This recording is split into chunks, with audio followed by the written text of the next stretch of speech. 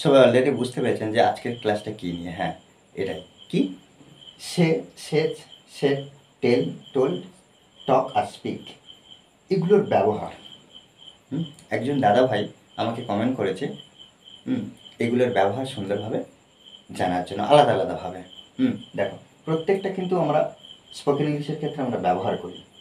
একটা বাক্য তৈরি করার ক্ষেত্রে এগুলো ব্যবহার করি, কিন্তু কখন কিভাবে ব্যবহার করব, ওকে, দেখো সেগুলো আজকের আমরা এই ক্লাসটা যদি শেষ পর্যন্ত যদি করি তাহলে অবশ্যই বুঝতে পারবো। আর সবাই একটাই অনুরোধ থাকলো যে সুন্দরভাবে প্রথম থেকে শেষ পর্যন্ত ক্লাসটা করার। অবশ্যই এগুলোর যে ব্যবহার নিয়ে যে কনফিউশন সেটা থাকবে না। ওকে, দেখো প্রত্যেকটা বাক্যের মাধ্যমে আমরা যেহেতু স্পোকেন ইংলিশ ক্লাস স্টাডি করছি, সেহেতু স্পোকেন ইংলিশের ক্ষেত্রে যে ট্রান্সলেশন প্র্যাকটিস, তার সঙ্গে সঙ্গে আমরা ট্রান্সলেট করব। দেখো বাংলা বাক্যগুলো দেখো, দয়া করে কিছু বলো, দয়া করে কিছু বলো, দয়া করে আমাকে কিছু বলো, সে কি বলেছিল, সে কি বলেছিল, সে তোমাকে কি বলেছিল, সে তোমাকে কি বলেছিল। তারপর কি টেলের ব্যবহার, এখানে বিশেষ ব্যবহার। আচ্ছা, এখানে একটু লিখে দিই আমি, টেলের বিশেষ ব্যবহার। এক্ষেত্রে আমরা কি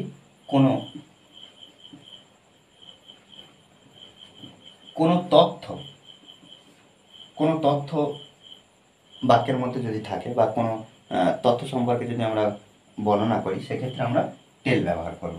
আর কি না, কোনো কিছু জানার থাকলে, কোনো কিছু জানার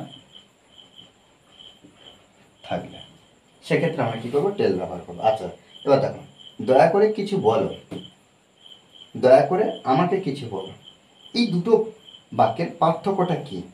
দেখো আমি আগে লিখি, এই যে দয়া করে বাক্যটা ট্রান্সলেট কীভাবে হবে, আমরা প্লিজ ব্যবহার করব।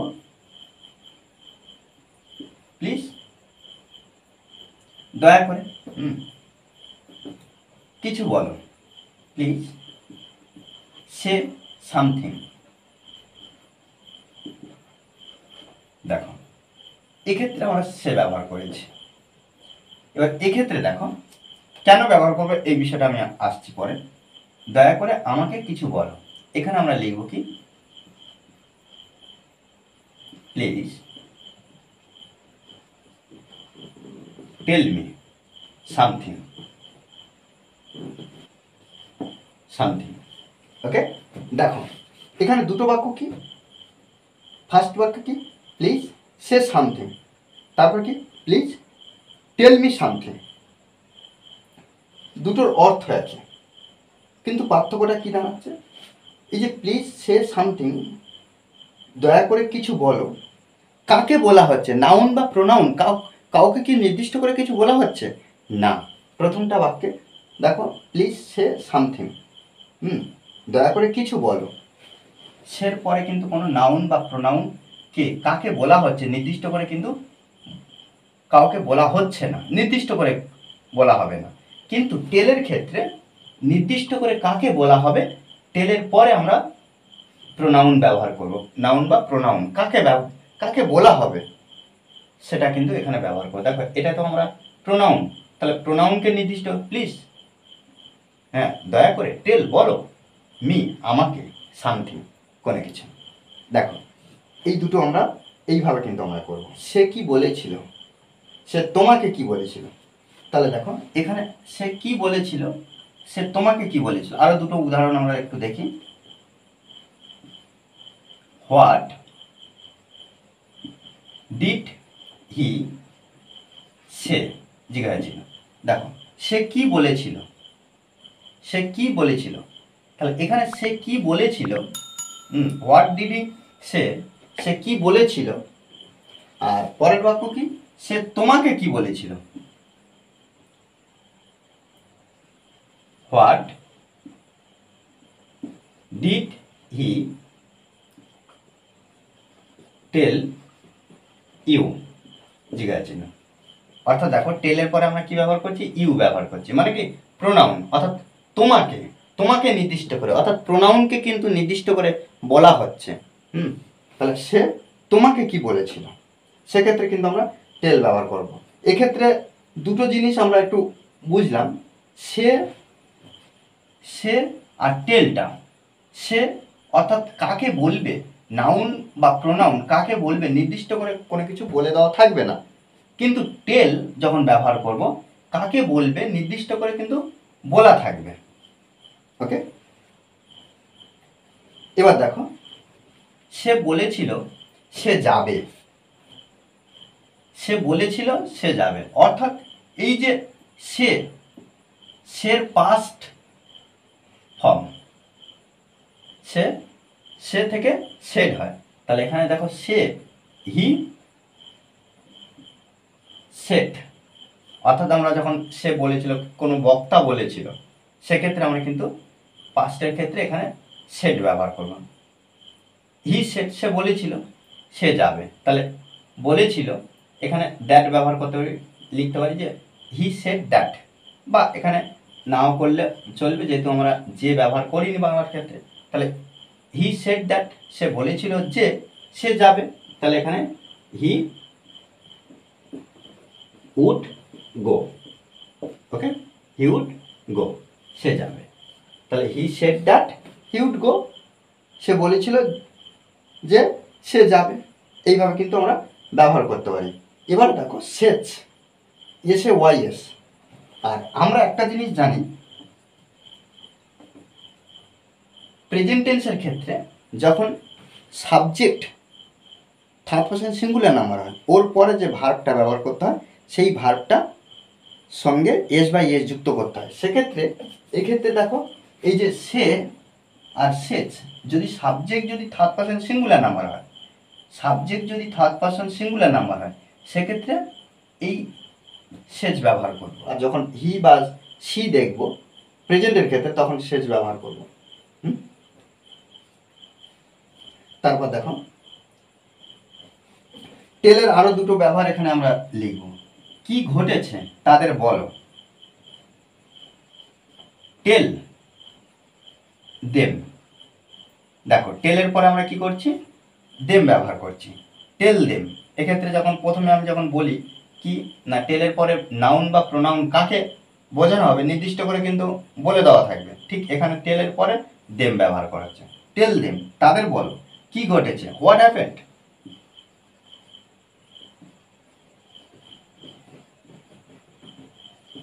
What happened. ওকে, তুমি কি বলতে পারো কিভাবে কলকাতা যেতে হয়। দেখো আবার কিন্তু এই টেলের ব্যবহার করব, আর শুধু টেলের বিশেষ ব্যবহার বলতে এখানে কি কোনো তথ্য, এখানে দেখো কি ঘটেছে তাদের বলো, অর্থাৎ এখানে যে তথ্যটা, যে ঘটনাটা ঘটেছে সেই ঘটনার সম্পর্কে বলতে বলছে। আর এখানে কি তুমি কি বলতে পারো কিভাবে কলকাতা যেতে হয়, তাহলে এখানে আমরা কি করছি, এই যে জানার থাকলে এখানে আমি জানতে চাইছি তুমি কি বলতে পারবে এই যে বিষয়টার জন্য, তাহলে এখানে কি কুড ইউ টেল মি, তাহলে কি কুড ইউ টেল মি, অর্থাৎ তুমি কি আমাকে বলতে পারবে, তাহলে কুড ইউ টেল মি, তুমি কি আমাকে বলতে পারবে, কি বলতে পারবে,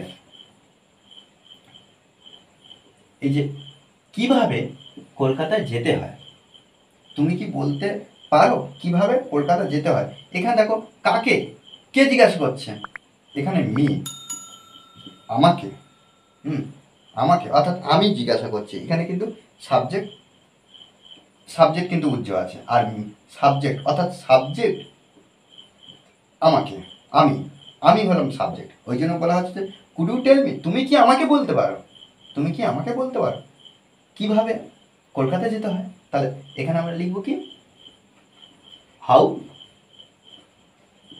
about to go to Kolkata, ঠিক আছে। ওকে, তারপর দেখো শেষে আমরা দুটো জিনিস দেখতে পাচ্ছি, টক আর স্পিক। দেখো টক আর স্পিকের ক্ষেত্রে খুব একটা পার্থক্য নেই, সামান্য পার্থক্য, কিন্তু একটু পার্থক্য আমরা একটু দেখে নিই। দেখো টক আর স্পিক, আমরা কোনো কোনো ক্ষেত্রে টকের জায়গায় স্পিক লিখতে পারি, আবার স্পিকের জায়গায় টক লিখতে পারি, কিন্তু পার্থক্যটা কোথায়, দেখো দুটো বাক্য লিখছি,